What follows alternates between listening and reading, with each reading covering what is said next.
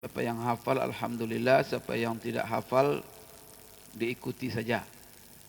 Dan kita baca pagi ini sampai ayat 12. Ya, sampai ayat 12.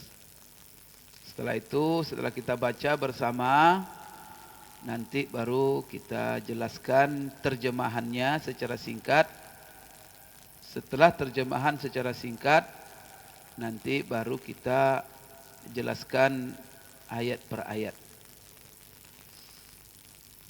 Mari kita mulai. Setiap membaca Al-Quran jangan lupa dimulai dengan a'udzubillah. Ini pesan Allah di dalam Al-Quran. A'udzu billahi minasy syaithanir rajim. Bismillahirrahmanirrahim. Yasin wal Qur'anil Hakim. Innaka laminal mursalin ala siratim mustaqim. Tanzilal azizir rahim. لتنذر قوما ما أنذر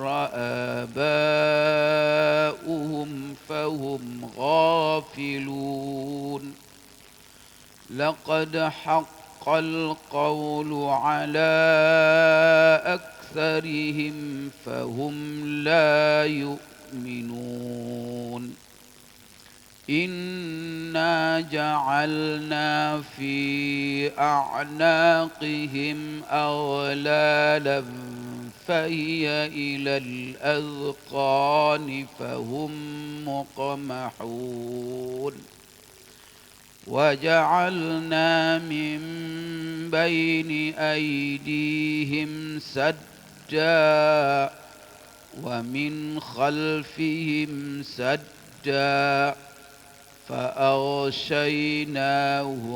فهم لا يبصرون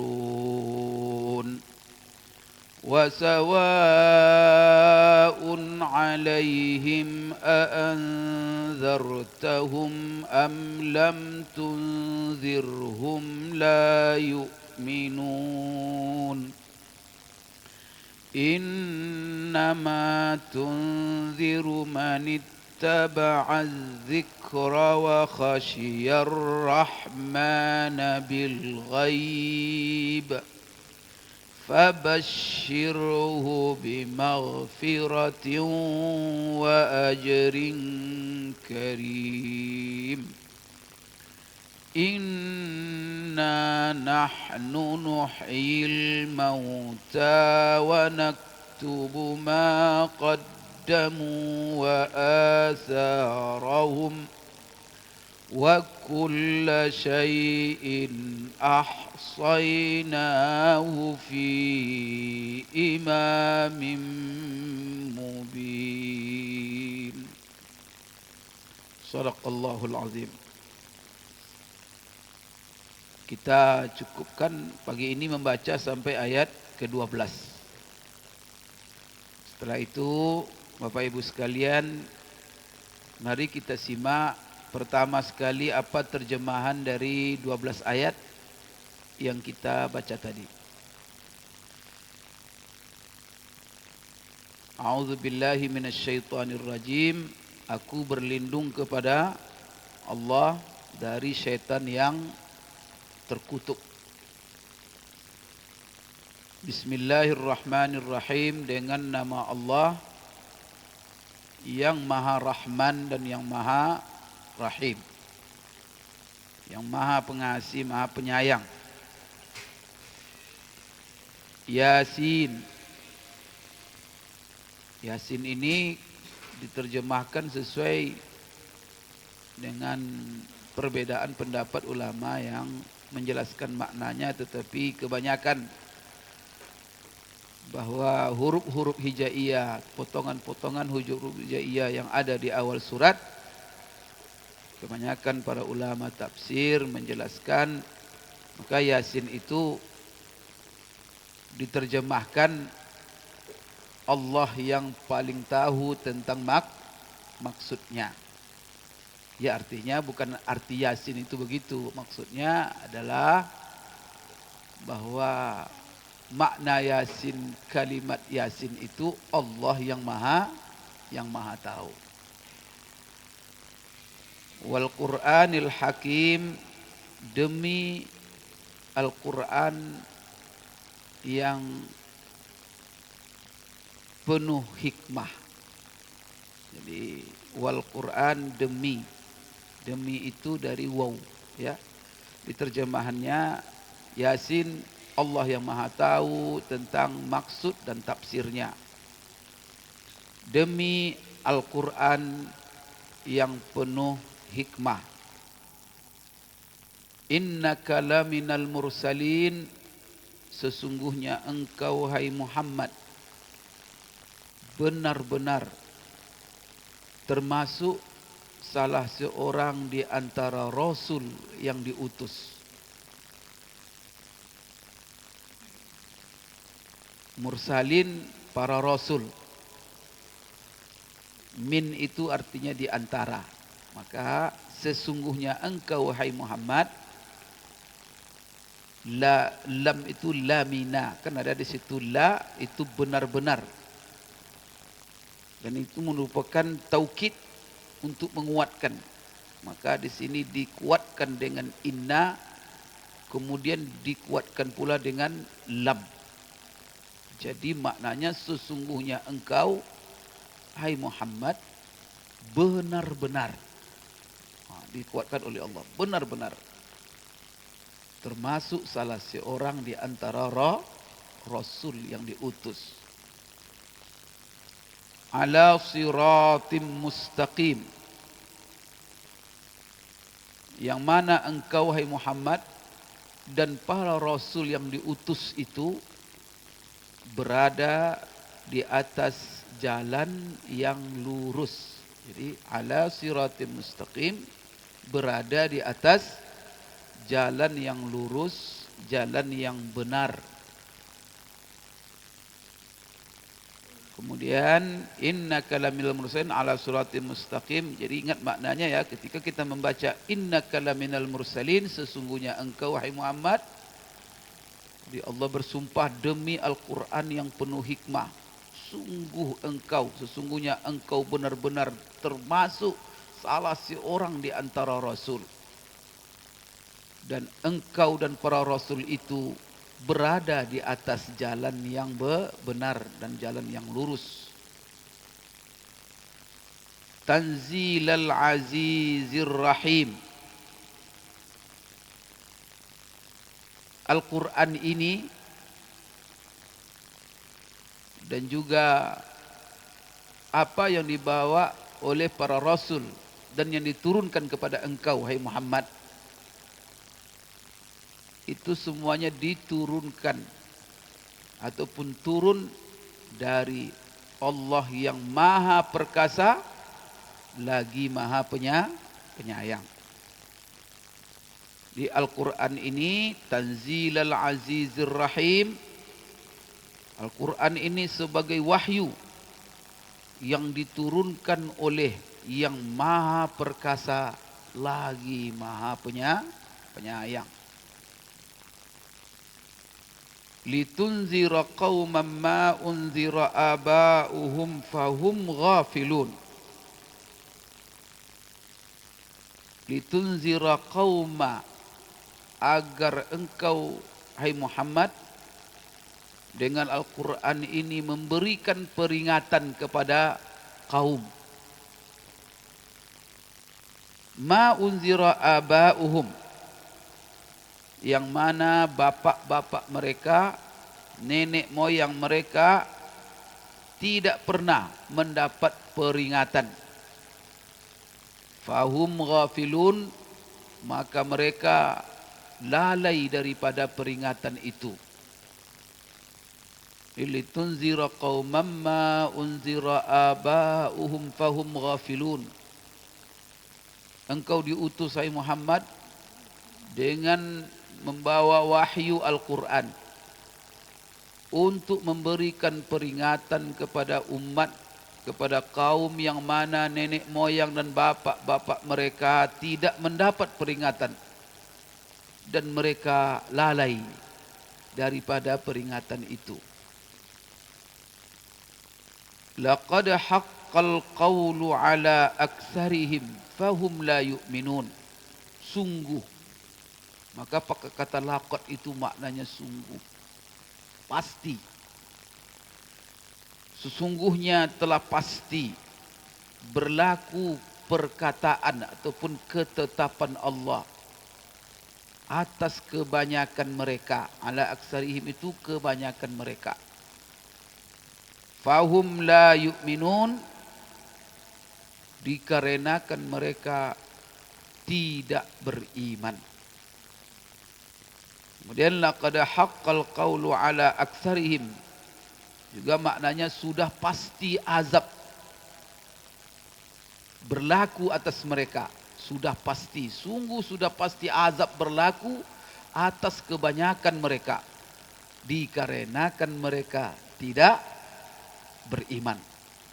Itu ya kalau kita baca laqad haqqal qawlu ala aktsarihim fahum la yu'minun, artinya sungguh demi telah pasti berlaku azab atas kebanyakan mereka dikarenakan mereka tidak beriman.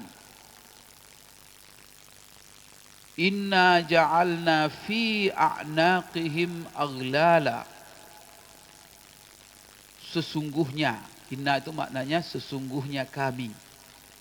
Jadi kalau inna tanpa alif, inna, itu artinya sesungguhnya saja. Tapi kalau inna itu artinya sesungguhnya kami. Sesungguhnya kami telah menjadikan, ja'alna menjadikan di leher-leher mereka belenggu. Maksudnya di sini ja'alna bisa juga kita langsung pasang, maknanya sesungguhnya kami telah memasang di leher mereka belenggu. Fahiya ilal adqani, lalu tangan mereka ke dagu. Fahiya ilal adqan, fahiya ini adalah maksudnya tangan-tangan mereka ke dagu. Fahum muqammahun, dan mereka tertengadah, menengadah, maka mereka tertengadah. Jadi saya ulangi lagi, sesungguhnya kami telah memasang belenggu di leher mereka. Lalu tangan-tangan mereka ke dagu, terangkat ke dagu, maka karena itu mereka tertengadah. Ya, maknanya wa ja'alna min baini aidihim sadda, dan kami adakan di hadapan mereka, dan kami jadikan di hadapan mereka. Dija'alna dijadikan, silakan nanti pasang maknanya sesuai dengan, kalau tadi membelenggu karena terbelenggu. Kemudian di sini kami jadikan di hadapan mereka dinding atau penutup, dan dari belakang mereka dinding. Fa'aghshaynahum, lalu kami tutup mata-mata mereka sehingga fahum la yubsirun, oleh karena itu mereka tidak melihat. Coba bayangkan, kami jadikan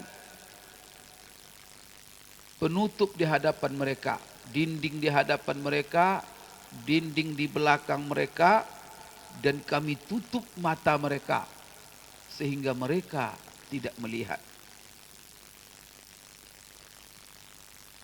Oleh karena itu wasawaun alaihim a'anzartahum, dan sama atas mereka engkau beri peringatan mereka atau tidak engkau beri peringatan mereka, la yu'minun, mereka tidak akan beriman. Innama tunziru man ittaba'a dzikra wa khasyiyar rahmana bil ghaib fabashshirhu bimaghfiratin wa ajrin karim. Innama itu maknanya hanya saja engkau wahai Muhammad memberi peringatan kepada orang-orang yang mau mengikuti peringatan itu, yaitu Al-Quran, petunjuk Al-Quran. Jadi sesungguhnya kamu hanya bisa memberikan peringatan kepada orang-orang yang mengikuti Al-Quran. Wa khasyiyar rahmana bil ghaib, dan yang memiliki perasaan takut kepada Allah yang Maha Rahman. Bil ghaibi, sekalipun mereka tidak melihatnya. Maka ghaib itu kan sesuatu yang tidak dapat dipandang oleh mata. Maka itu maksudnya. Jadi terjemahannya, hanya saja engkau dapat bisa memberi peringatan kepada siapa? Kepada orang yang mengikuti Al-Quran. Kemudian memiliki perasaan takut kepada Allah yang Maha Rahman, sekalipun dia tidak melihatnya. Bil ghaib. Fabashshirhu bimaghfiratin wa ajrin karim.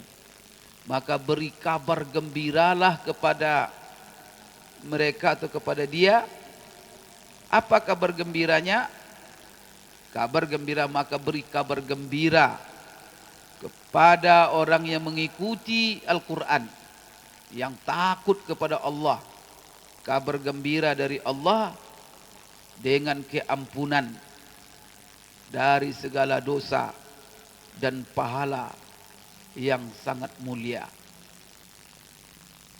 Saya ulangi, ketika kita membaca innama tunziru man ittaba'az dzikra, hanya saja engkau dapat memberikan peringatan kepada orang-orang yang mengikuti Al-Quran dan memiliki perasaan takut kepada Allah yang Maha Rahman, sekalipun dia tidak melihat Allah. Orang seperti ini beri kabar gembira kepadanya dengan keampunan atas dosa-dosanya, kemudian pahala yang sangat mulia dari Allah Subhanahu wa taala. Inna nahnu nuhyil mauta, sesungguhnya kami. Jadi inna, bacanya kan inna, ya. Sesungguhnya kami. Nahnu nuhyil mauta, kamilah yang menghidupkan orang-orang yang mati. Wa naktubu ma qaddamu, di kamilah yang akan menghidupkan, kamilah yang menghidupkan orang-orang yang mati. Wa naktubu ma qaddamu, dan kami tuliskan dan kami menulis apa saja amalan-amalan yang mereka telah kerjakan. Jadi sesungguhnya kami menghidupkan orang-orang yang mati dan kami menulis semua yang berlalu daripada amalan-amalan mereka. Wa asarahum, dan seluruh bekas-bekas yang mereka tinggalkan.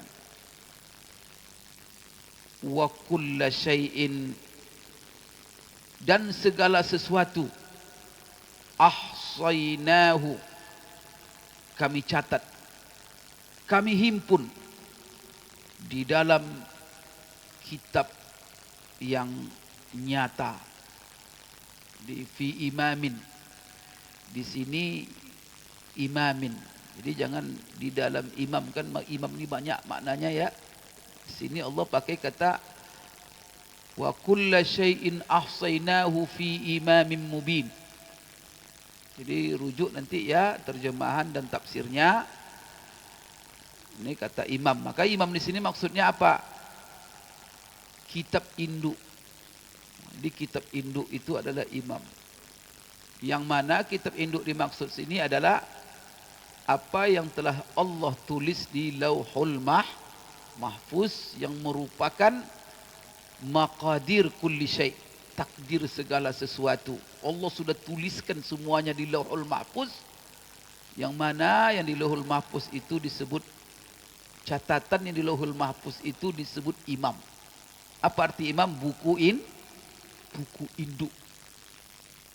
Termaktub semua yang terjadi, yang akan terjadi sampai hari kiamat, dan sampai nanti surga neraka, siapa yang masuk surga, siapa yang masuk neraka, masing-masing semua makhluk sudah ada catatannya. Maka di sini Allah katakan dan Allah tegaskan segala sesuatu, wa kulla syai', tanpa terkecuali, wa kulla syai', segala sesuatu kami telah tulis dan kami telah kumpulkan, catat di buku induk mubin, yang mana buku induk itu sangat jelas ternyata. Nah, di sini sampai di sini dulu, karena yang ayat-ayat ini sangat berhubungan antara satu dengan yang lain dalam satu tema yang Allah ingin jelaskan kepada kita. Nah, jadi baik Bapak Ibu sekalian, ini terjemahannya ya. Tidak ada yang tidak tahu nanti. Yasin wal Qur'anil Hakim innaka laminal mursalin ala siratim mustaqim tanzilal azizir rahim litunzira qauman ma unzira aba'uhum fahum ghafilun laqad haqqal qawlu ala aksarihim fahum la yu'minun. Jadi ketika membaca itu terbayang maknanya, sehingga betul-betul nanti Quran itu menyentuh. Karena kita berbicara berbeda membaca hurufnya saja dengan membaca disertai memahami makna. Sama kita kalau kita bicara tapi tak tahu apa makna yang kita bicarakan. Namun Al-Quran walaupun tidak tahu kita maknanya, membaca hurufnya saja kita sudah berpahala dan punya kebaikan. Tapi alangkah, karena juga ingat, jangan sebatas membaca tapi tidak tahu memahami maknanya.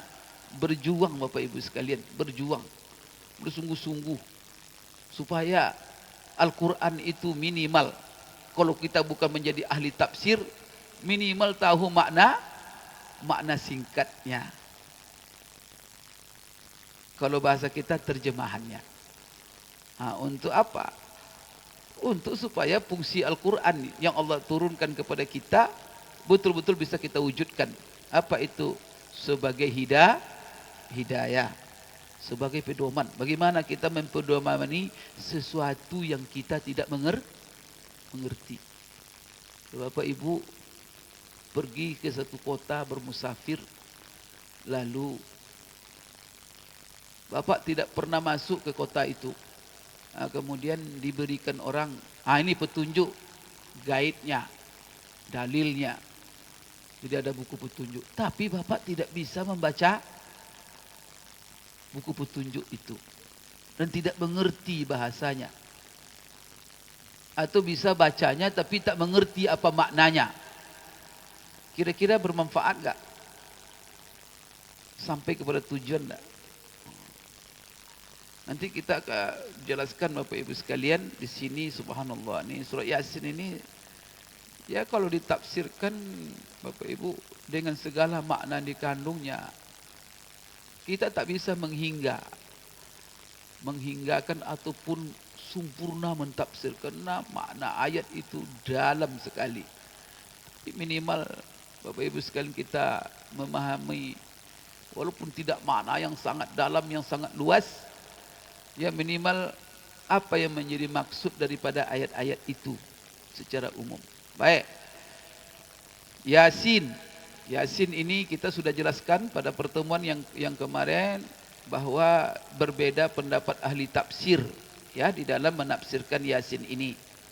Ada yang mengatakan bahwa Yasin ini adalah nama Allah. Berarti surat ini dimulai dengan menyebut nama Allah. Seperti juga surat Ar-Rahman, ya kan? Itu kan dimulai dengan nama Allah. Ada yang mengatakan seperti itu. Ada yang mengatakan bahwa Yasin adalah nama Nabi Muhammad sallallahu alaihi wasallam. Saya melihat sebagian ulama tafsir kontemporer seperti Syekh Sya'rawi, ulama dari Mesir dalam tafsir, dia cenderung kepada Yasin itu nama Nabi Muhammad sallallahu alaihi wasallam. Kemudian kalau nama Nabi Muhammad sallallahu alaihi wasallam, di sini Allah memanggil Rasulullah. Ada lagi di antara makna Yasin ini ya banyak tafsiran. Di antaranya adalah ini adalah merupakan potongan-potongan huruf hijaiyah yang mana sengaja Allah datangkan di awal surat, potongan-potongan huruf hijaiyah yang mana Allah yang maha tahu tentang maknanya.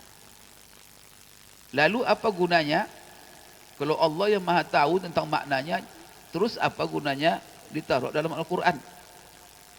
Kenapa Allah berfirman dengan Yasin kalau dia yang maha tahu maknanya? Bagi kita yang membaca, bagi Nabi Muhammad SAW dan umatnya dan seluruh manusia yang membacanya, kata para ulama dia punya tujuan dan maksud yang luar biasa. Jadi di sini kenapa Allah bukan tidak ada gunanya, tidak ada manfaatnya, faidahnya bahwa mendatangkan kalimat Yasin, Allah yang maha tahu tentang maknanya, tetapi faidah daripada Yasin dan seluruh huruf-huruf potongan huruf yang ada di awal surat itu adalah sebagai mukjizat. Apa mukjizat artinya? Allah menantang orang-orang Arab yang mana mereka itu terkenal dengan orang-orang yang fasih di dalam bahasa Arab, yang sangat tinggi kemampuan mereka dalam bahasa Arab, khususnya dari sisi sastranya. Dan biasanya Allah menurunkan kitab suci sesuai dengan kekuatan yang ada di tengah-tengah umat itu. Maka kekuatan yang ada di tengah-tengah orang-orang Arab itu adalah kekuatan sastranya, bahasanya. Maka Allah turunkan kitab yang membuat mereka lemah di hadapan Al-Quran itu, kemudian membuat mereka angkat tangan. Maka salah satunya apa? Yasin. Jadi di sini kata para ulama, Al-Quran ini, jadi kenapa potongan huruf hijaiyah? Adalah merupakan potongan, artinya Al-Quran ini diturunkan di dalam bahasa Arab. Bilisanin Arabiyyin mubin. Kemudian yang namanya bahasa Arab itu kan terdiri daripada kata. Yang mana kata setiap kata kalimat dalam bahasa Arab itu susunan daripada huruf-huruf hijaiyah. Quran ini juga susunan daripada huruf-huruf hijaiyah. Maka diantaranya Yasin ini kan huruf hijaiyah. Sekarang, mampukah kalian mendatangkan Al-Quran seperti ini? Seperti yang ada dalam Al-Quran ini. Padahal Al-Quran ini susunan daripada huruf-huruf yang merupakan bahasa kalian semua. Itu. Dan kalian hebat di dalamnya. Sekarang coba buat seperti Al-Quran. Itu tuh. Jadi ini mukjizat, artinya apa? Allah di sini menantang orang-orang Arab yang sombong, yang tidak mau beriman dengan Al-Quran. Maka di dalam surah Al-Baqarah kita sudah membaca dari awal surah Al-Baqarah, wa in kuntum fi raibim mimma nazzalna ala abadina fa'tu bi suratim mim misli wad'u syuhada'akum min dunillahi in kuntum shadiqin. Kalau kamu masih ragu, Allah tantang itu. Masih ragu kalian? Wa in kuntum fi raibin mimma nazzalna. Barangkali ya kalau kita tak tahu bahasa Arab, bagaimana kita menerima tantangan begini? Kita tak tahu bahasa Arab. Ini yang bisa menerima tantangan ini siapa? Orang mengerti bahasa Arab dan mereka pakar bahasa Arab. Abu Jahal, Abu Lahab, ya. Itu induk-induknya sastrawan Arab itu. Dan yang lain-lainnya. Umar itu ahli sastra. Maka Umar itu mendengar surat Taha dibacakan itu langsung gemetar dia. Kenapa? Karena dia paham. Dan setiap ahli-ahli sastra Arab itu yang mendengar Al-Quran, ini bukan sembarang bicara ini katanya. Kalau kita kan tidak akan terperangah karena kita tidak mengerti. Kalau mereka terperangah begini. Karena sehari-hari itulah kekuatan mereka. Nah, sekarang turun Al-Quran dengan kekuatan bahasa yang sangat dahsyat sampai mereka sendiri tidak mungkin. Itulah sebabnya mereka tuduh Nabi Muhammad itu macam-macam. Karena apa? Tidak mungkin. Ini lahir daripada kata-kata ini manusia biasa. Maka di kitanya Rasulullah itu tukang sihir. Kemudian apa kata mereka? Dia ini dituliskan, ada yang mendiktekan kepada dia. Macam-macam itu mereka tuduh. Kalau kita kumpulkan tuduhan-tuduhan orang Arab terhadap Quraisy, terhadap Rasulullah ketika membacakan Al-Quran kepada mereka, itu macam-macam. Tapi yang jelas mereka salut. Tapi bagaimana mungkin ke Muhammad yang tapi mereka tidak mau beriman bahwa itu dari Allah. Karena yang mereka hindari nanti la ilaha illallah. Karena kalau sudah la ilaha illallah tentu menjadi hamba Allah. Baik, jadi di sini Yasin ya, maka Yasin itu Allah yang Maha tahu tentang maksudnya, tetapi bukan tidak ada manfaat faedahnya. Bahwa ini adalah tantangan bagi orang-orang Arab yang kuat bahasanya, supaya mereka, mampukah mereka mendatangkan Al-Quran seperti yang Allah turunkan. Dalam ayat lain, la in istama'atil insu wal jinnu ala an ya'tu bimithli hadzal Qur'an la ya'tuna bimithlihi walau kana ba'dhum bi ba'din zahira. Apa artinya? Kalaulah berkumpul jin dan manusia, Allah menantang itu. Seluruh jin bertemu, kemudian juga manusia dari Nabi Adam sampai hari kiamat bertemu, berkumpul musyawarat, bekerja sama untuk membuat seperti Al-Quran, menyusun seperti Al-Quran. Ya'tuna bimislihi la ya'tuna, mereka tak akan mampu. Walau kana ba'duhum bi ba'din zahira, sekalipun sebagian mereka saling tolong menolong. Kita kalau membuat sebuah draft konsep, kumpulkan para pakar. Ini jin dan manusia, kumpulkan, buat. Insyaallah. Oleh karena itu Yasin. Maka sebab telah di dalam banyak ayat dalam awal surat, setiap ada kata-kata huruf hijaiyah, potongan huruf hijaiyah, langsung Allah bersumpah dengan Al-Quran. Dalam ayat lain, wal Qur'ani zikri. Kalau sini wal Qur'anil hakim. Jadi Yasin langsung Allah bersumpah demi Al-Quran yang penuh hikmah. Di sini waw ini waw sumpah. Kemudian apa yang Allah jadikan alat bersumpah. Maka setiap orang bersumpah tentu ada yang dijadikannya bersumpah. Biasanya kalau pejabat-pejabat disumpah, tentu ada bersumpah dengan apa dia, itu maksudnya. Maka kan sumpah. Kalau dia sumpah begitu saja, kita tidak terima. Baru kita yakin dengan apa yang akan disampaikannya, yang diikrarnya.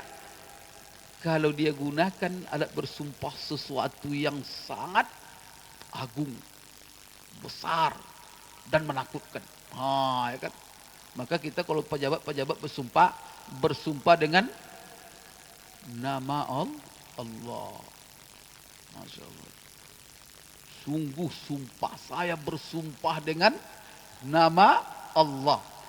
Gitu. Jadi setiap orang bersumpah dengan apa? Menunjukkan bahwa apa yang merupakan isi sumpah yang akan dituangkannya bisa diterima dan dipercaya dan diyakini dengan mantap orang lain bisa menerima. Maka di sini yang bersumpah Allah. Sumpah Allah. Sebenarnya perlu ke Allah bersumpah di hadapan manusia yang manusia itu juga makhluknya yang kecil, rendah. Apa kalau kita nilai kehebatan manusia daripada alam semesta yang Allah ciptakan yang luar biasa dahsyatnya? Tidak ada apa-apa manusia itu. Tapi itulah hikmah Allah. Maka Allah katakan wa itu demi. Apa yang Allah jadikan Allah bersumpah dengan Al-Quran, demi Al-Quran. Biasanya apa yang Allah jadikan sebagai alat bersumpah, pertama sekali banyak hikmahnya. Sebenarnya Allah tidak perlu bersumpah untuk menguatkan segala sesuatu kepada kita, untuk memantapkan segala sesuatu kepada kita karena Dia Maha Kuasa. Tapi di situ ada hikmah dan pelajaran yang banyak sekali. Ya, pertama, apa yang Allah jadikan alat bersumpah, Allah ingin mengingatkan dengan itu bahwa apa yang Allah jadikan alat bersumpah itu adalah sesuatu yang sangat dahsyat. Dan Allah mengingatkan perhatian kita, membangunkan kita. Maka setiap sumpah dalam Al-Quran, yang mana Allah bersumpah dan Allah pakai alat bersumpahnya sesuatu, maka kita menengadah dan harus bangun. Demi Al-Quran, berarti apa? Allah bersumpah dengan Al-Quran. Berarti Al-Quran ini adalah sesuatu yang dahsyat. Maka sumpah Allah dengan Al-Quran di sini itu menunjukkan kedudukan Al-Quran yang sangat tinggi. Dan apalagi ini bersumpah dan kitab ini kitab suci untuk manusia. Berarti kedudukan Al-Quran di tengah-tengah manusia, kedudukan yang sangat tinggi dan paling tinggi, sehingga Allah bersumpah dengannya. Wal Qur'anil Hakim, kemudian Allah sifatkan Al-Quran itu penuh dengan hikmah. Hakim ini kalau diberikan penafsirannya banyak, tapi penuh dengan hikmah. Semuanya penuh hikmah, kata-katanya penuh hikmah, kalimat-kalimat di dalamnya penuh hikmah. Kemudian makna yang dikandungnya penuh hikmah. Kemudian susunan dan gaya bahasanya penuh hikmah. Kemudian pesan-pesan yang terkandung di dalamnya penuh hikmah. Perintah-perintah yang ada di dalamnya penuh hikmah. Larangan-larangan yang ada di dalamnya penuh hikmah. Syariat yang dikandungnya penuh hikmah. Kemudian kisah-kisah yang Allah ceritakan, kisahkan dalam Al-Quran, semuanya adalah penuh hikmah. Berarti sifat yang melekat yang Allah jelaskan dalam sumpahnya ini, Allah jelaskan di sini Al-Hakim, penuh hikmah. Ini juga mengingatkan kita semuanya bercita-cita menjadi orang yang hakim, ya. Hidup penuh hikmah, ya Allah. Sebab orang yang hidupnya tanpa hikmah, itu namanya hidup sia-sia. Tidak ada kebaikan, tidak ada manfaat. Allahu Akbar.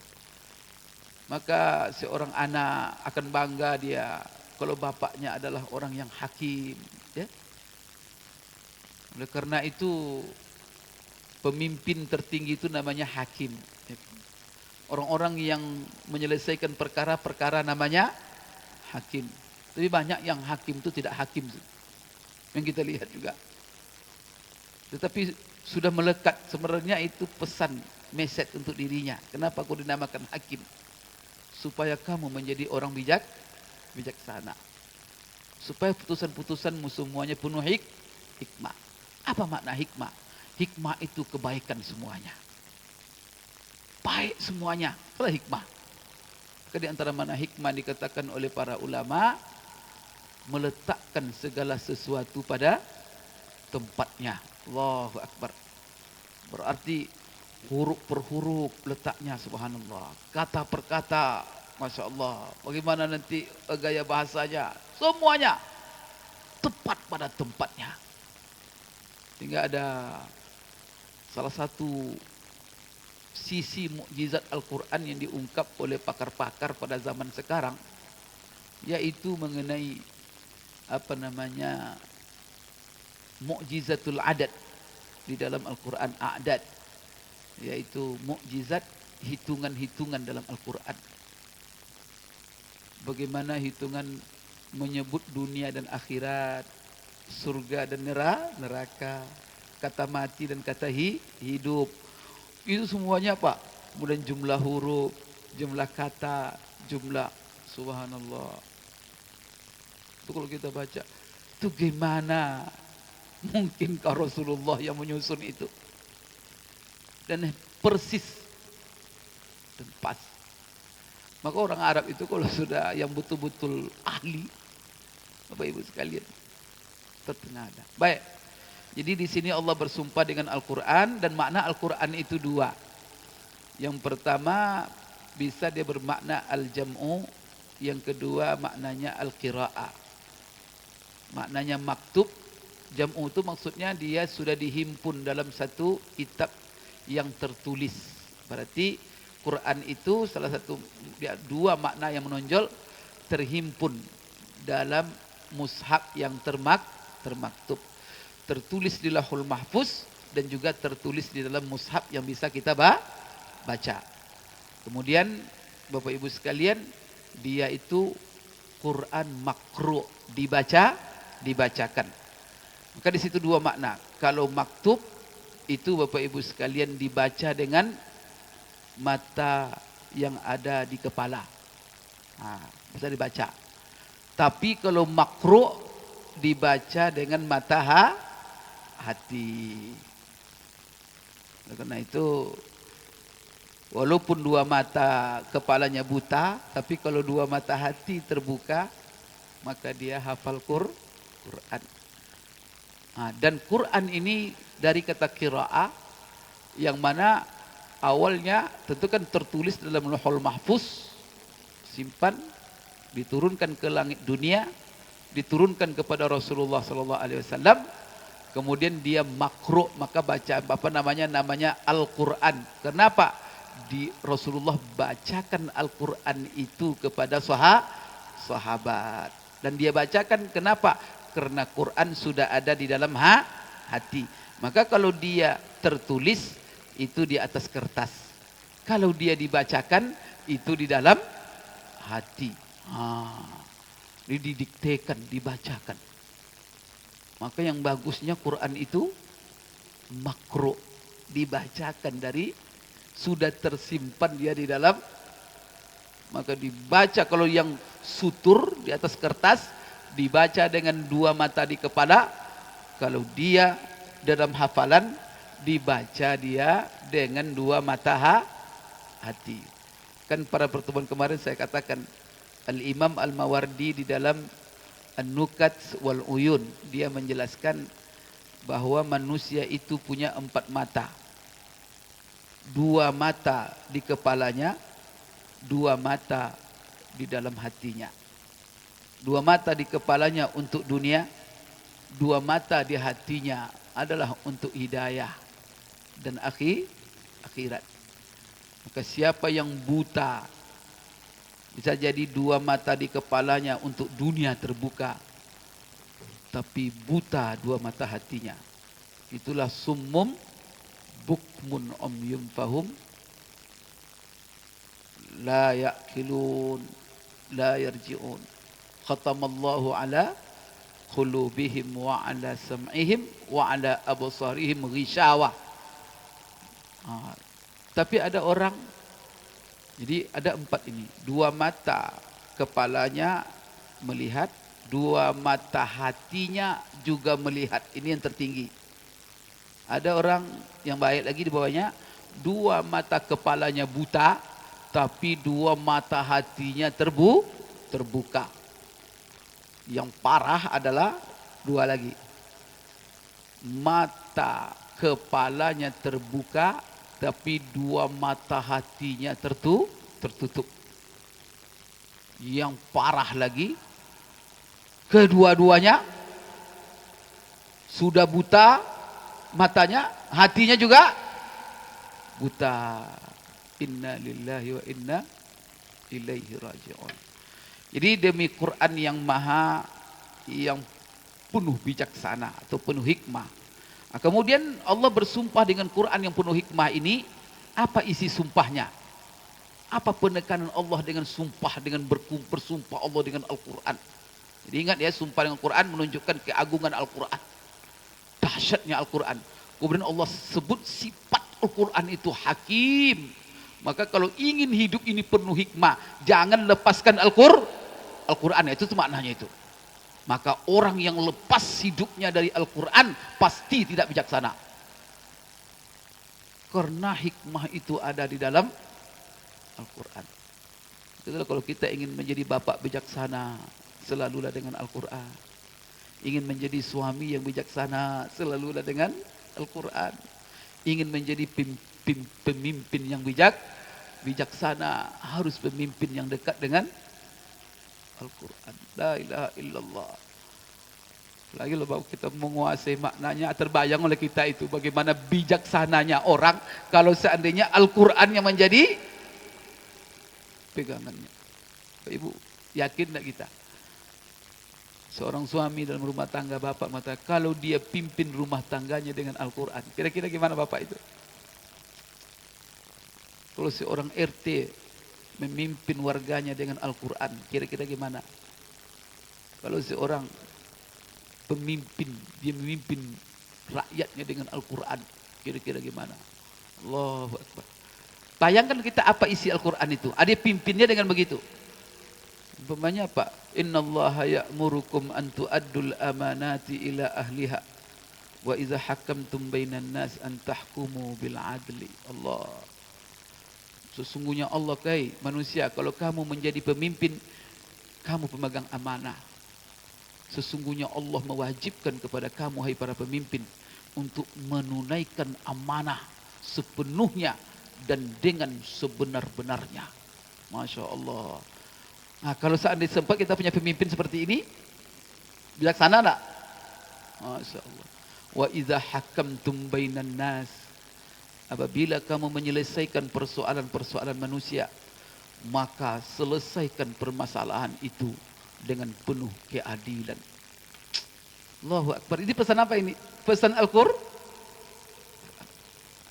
Coba kalau kita baca, innallaha ya'muru bil adli wal ihsani wa ita'i dzil qurba wa yanha 'anil fahsya'i wal munkari wal baghi ya'izukum la'allakum tazakkarun. Allahu Akbar. Ini kalau seandainya Bapak Ibu sekalian diamalkan ini, sesungguhnya Allah memerintahkan kepada kamu semua bil adli, berlaku adil. Bapak Ibu, permasalahan manusia di dunia ini, kenapa terjadi gejolak, terjadi masalah? Karena ada manusia yang diperlakukan tidak, karena berangkat daripada ketidakpuasan. Ketidakpuasan ini kenapa? Berangkat daripada adanya ketidakadilan. Maka perintah Allah pertama kepada manusia, berlaku adil kamu. Berarti apa? Ini kunci untuk menyelesaikan persoalan hidup. Karena ada orang menyelesaikan masalah tak dari mana, Pak. Yang bermasalah dia, orang lain yang inna lillahi wa inna ilaihi raji'un. Ini kacaunya kehidupan. Kan tak selesai, Pak. Maka semua kita disuruh oleh Allah menyelesaikan masalah dari diri kita. Maka kalau ada masalah dalam rumah tangga Bapak Ibu, jangan nanti istri disalahkan dulu. Anak-anak kita melawan, istri tidak taat apa. Jangan dia permasalahan ke mereka. Rujuk diri kita. Sudahkah kita mengamalkan ayat ini, innallaha ya'muru bil adli? Sudahkah kita berlaku adil? Sudahkah hak-hak mereka kita bayar? Sudahkah? Subhanallah. Sehingga baru kita ngaku, masalah ini dari mana munculnya? Maka dari adil. Allah perintahkan kamu berlaku adil. Setelah itu apa? Ihsan. Allahu Akbar. Ihsan itu di atas keadilan. Kalau adil, keseimbangan antara kewajiban dan hak. Orang melaksanakan kewajiban, kita bayar haknya. Ya kan? Itu seimbang. Tetapi Allah perintahkan di atas itu lagi. Jangan kamu hanya sekedar menjaga keseimbangan antara hak dan kewajiban. Kamu harus berbuat baik. Lebih dari itu. Masya Allah. Sudah adil, tambah kebaikan lagi. Kira-kira kemana hidup ini? Mana hidup ini tidak akan selesai. Allahu Akbar. Setelah itu apa? Wa ita izil qurba. Ini adalah pengkhususan. Suka memberi. Ini adalah, kalau tiga ini selesai seluruh masalah manusia. Maka ini inti daripada agama. Maka agama ini bukan solat. Maka kalau dia solat berbuat zalim, tak ada guna solat itu. Puasa tapi zalim, apa manfaat?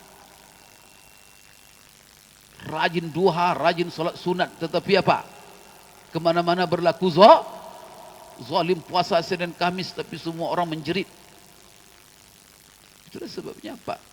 Kan solat ini perintah, maka ini diingatkan di khutbah Jumat terus. Innallaha ya'muru bil adli wal ihsani wa ita'izil qurba. Dan apa yang Allah larang? Coba lihat. Wa yanha 'anil fahsya. Dan Allah melarang kamu berbuat mungkar. Mungkar ini memang banyak tafsirnya. Segala sesuatu yang diingkari, yang tidak baik menurut manusia. Perbuatan yang keji, dosa-dosa yang telah ditetapkan oleh agama. Wal baghi. Baghi ini apa? Semena-mena terhadap hak orang lain. Menzolimi manusia terhadap fisiknya, terhadap hartanya, terhadap nama baiknya, terhadap kehidupannya, pendidikannya, semuanya. Wal baghi.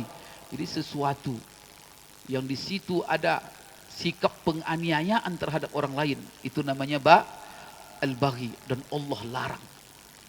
Kalau itu kita jaga dalam kehidupan kita semua manusia, kira-kira gimana kehidupan? Oh. Maka wal Qur'anil hakim, demi Quran yang penuh dengan hikmah. Itulah kita umat Islam harus menyuarakan ini. Kalau mau dunia ini aman, jadikan Quran teratas untuk memimpin dunia. Rujuk Al-Quran. Allah.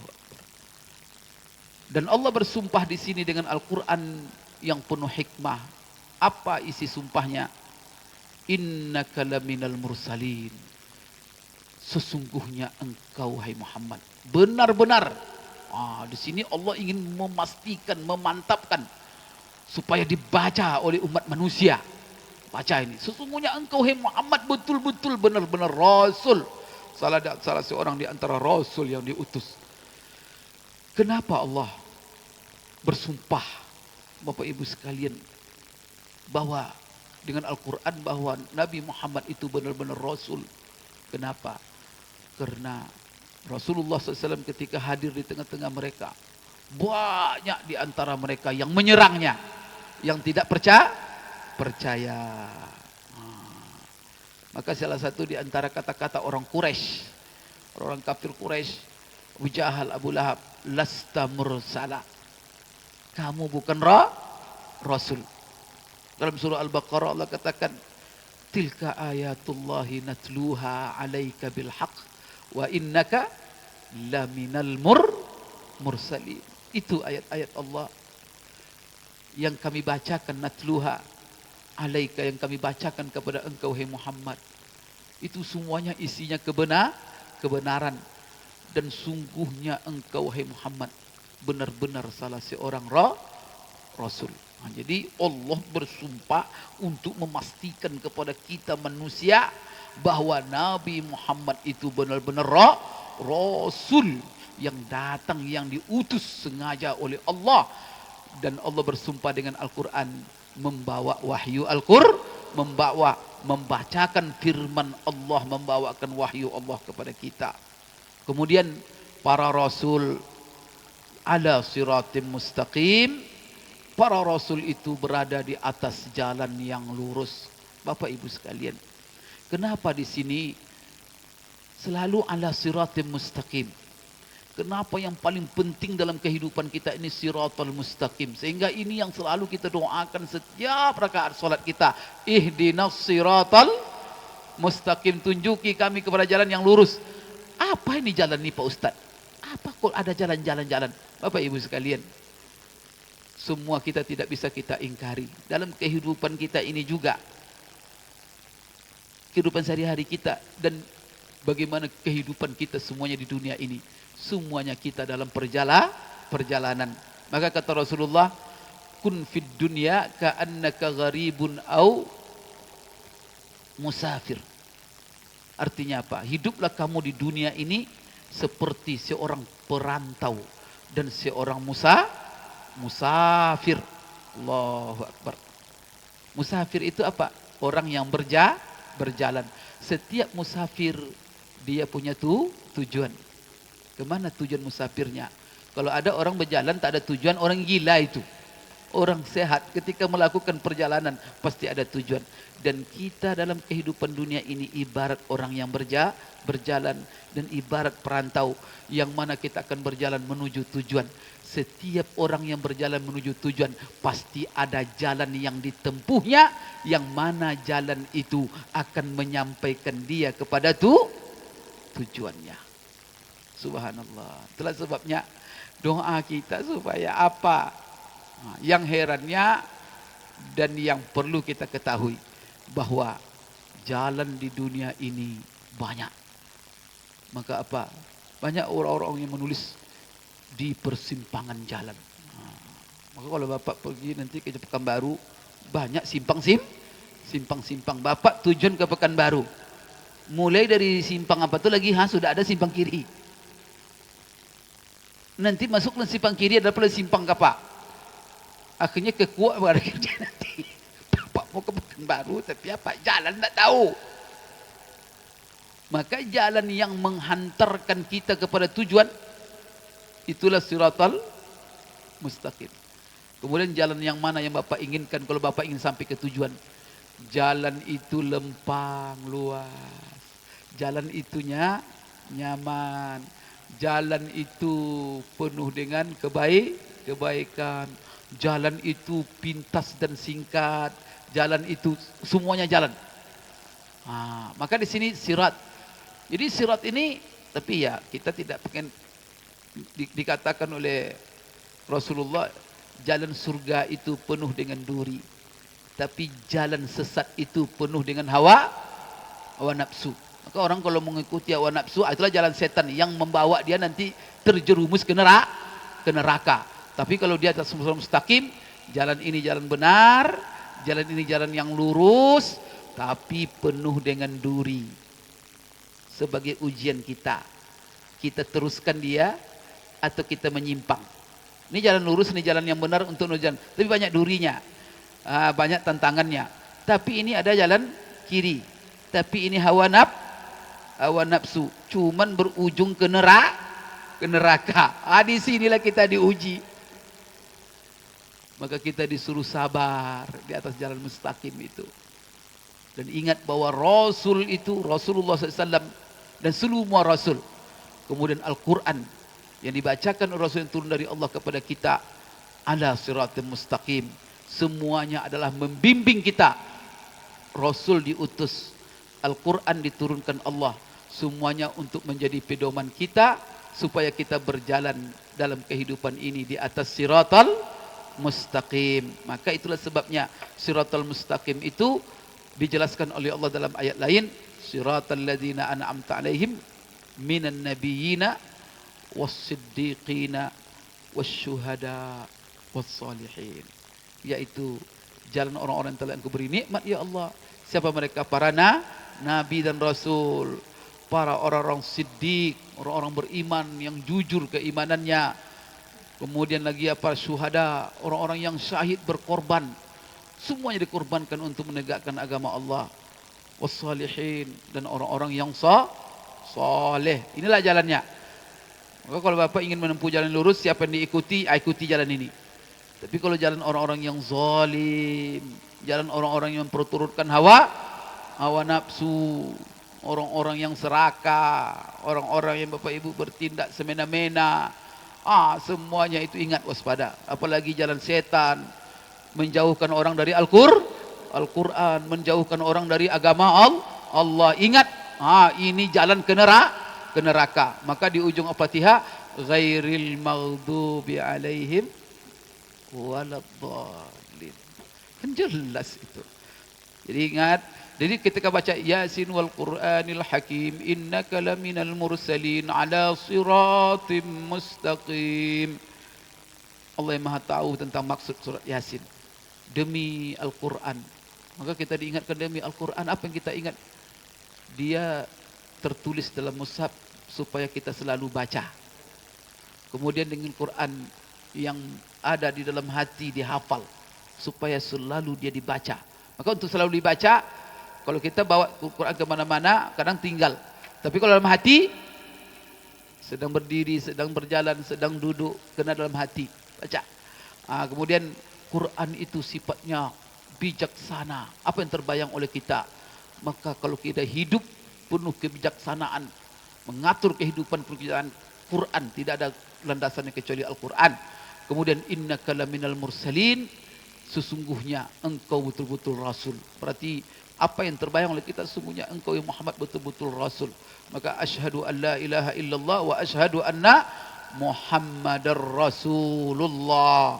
Maka kita saksikan itu. Allah bersumpah, isi sumpahnya betul-betul rasul, langsung kita katakan wa asyhadu anna Muhammadar Rasulullah. Itu menjadi syarat bagi keislaman seseorang, mengakui bahwa Nabi Muhammad adalah Rasulullah. Kemudian Rasul itu membawa, jadi Rasul Nabi Muhammad yang Allah utus, Quran yang dia bacakan kepada kita ini turun dari Allah.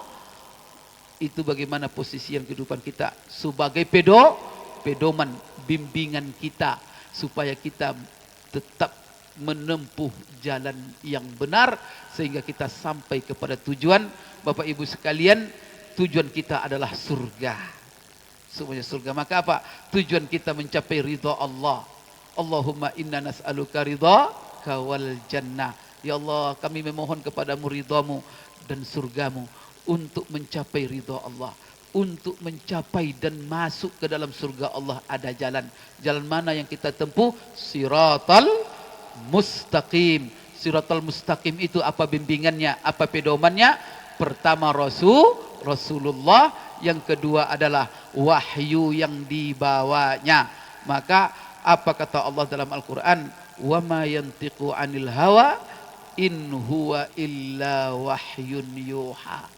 Semua yang disampaikan Muhammad, semua yang dilakukan oleh Muhammad, ya, yang disampaikan oleh Muhammad kepada kamu, dan tidak bertutur kata dia kecuali apa yang disampaikannya itu merupakan wahyu yang diwahyukan kepadanya, wahyu dari Allah.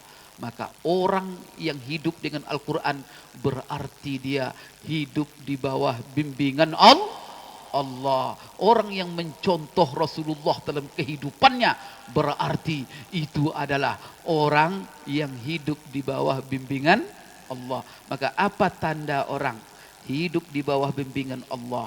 Maka dia pegangannya adalah Al-Quran, contoh teladannya adalah Rasulullah sallallahu alaihi wasallam. Terima saya sampaikan pagi ini, insyaallah kita sambung nanti menjelaskan Tanzilil Azizir Rahim pada pertemuan yang akan datang. Qul qouli hadza wa astaghfirullah li wa lakum. Mohon maaf segala kekurangan. Terima kasih atas perhatian. Mudah-mudahan bermanfaat. Subhanakallahumma rabbana wa bihamdik asyhadu an la ilaha illa anta astaghfiruka wa atubu ilaik. Assalamualaikum warahmatullahi wabarakatuh.